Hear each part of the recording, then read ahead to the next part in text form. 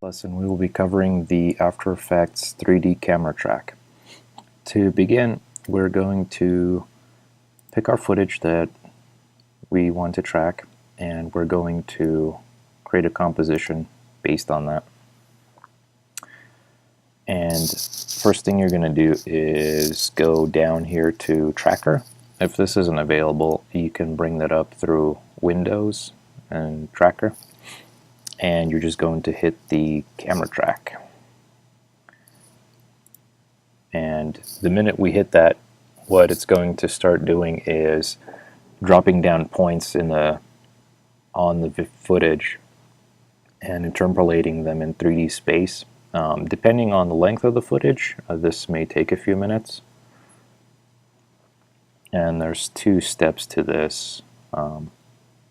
It's going to first analyze it and then map it.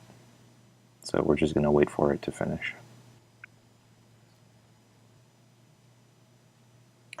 Okay, so it has finished analyzing the scene, and we can see that there's many different colored points on the screen now.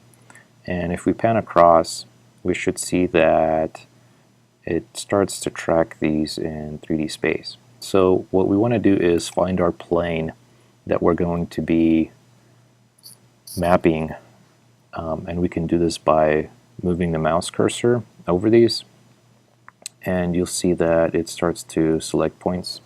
So if we zoom in a little bit, we basically want to pick a plane that is representative of what we want, and I think this one looks good. So what we're going to do is just click on it. It'll select those points, and if we right click, it'll give us a few different options.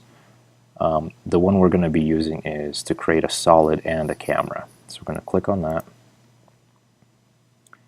It's going to analyze it real quick and give us a solid on top of this.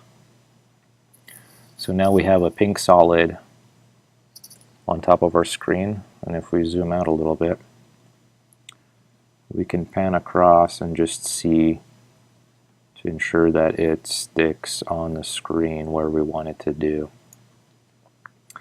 Once we feel pretty comfortable with that, what we're going to do is click on that solid.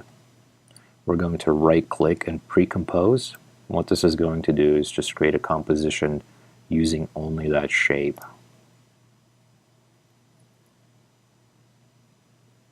So now we have a composition for that. We're going to open that up. And since we want to add another screen on top of our laptop here, we're going to change the composition settings to 72p, and we can delete this solid. We don't need that anymore. We're going to create a new solid, and we'll make it bright green just to fill the screen so we can see it. And now when we go back to our original copy here, we can see the representation of our widescreen format on top of that. So what we're going to do now is try to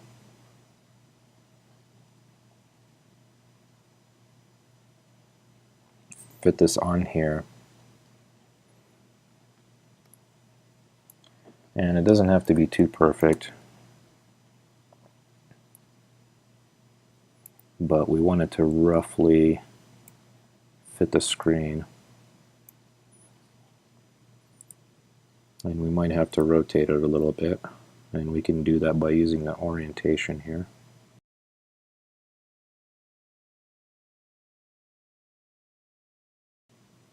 And again, it doesn't have to be perfect, because we're going to go ahead and fix that. We'll go ahead and pan across to see what it's doing. So we can see that it shifts slightly, which is fine.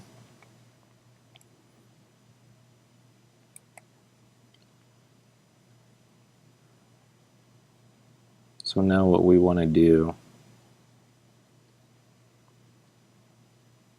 we're going to add an effect on this. We're going to distort it, and we're going to add corner pins. And what this is going to do is allow us to get a little bit finer control over our corners here.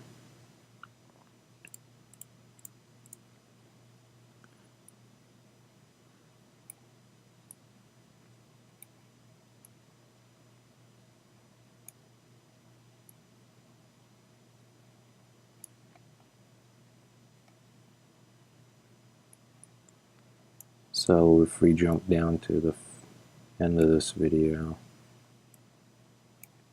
we can readjust so the corners overlap any of the exposed areas. And depending on your video, you can fine-tune this as much as you want. I'm just going to run through it really quick.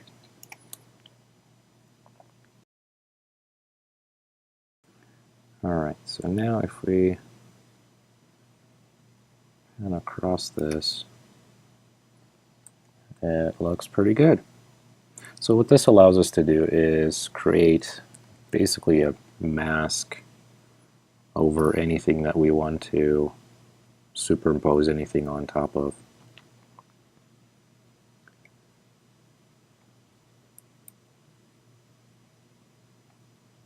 I'm just going to tweak this tiny edge because it bothers me.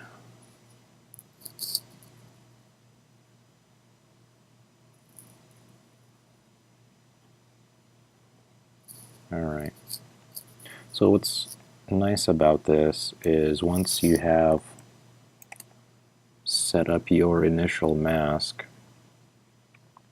and I'm referring to the green screen here,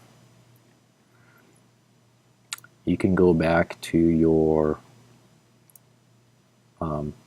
tracked solid layer, and you can import pretty much just about anything. So I'm going to import some footage on here, and the minute I do that, if I go back to my composition,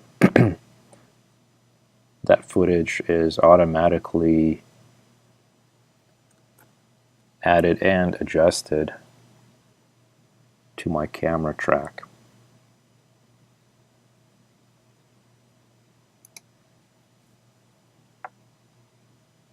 And that's how we use track camera.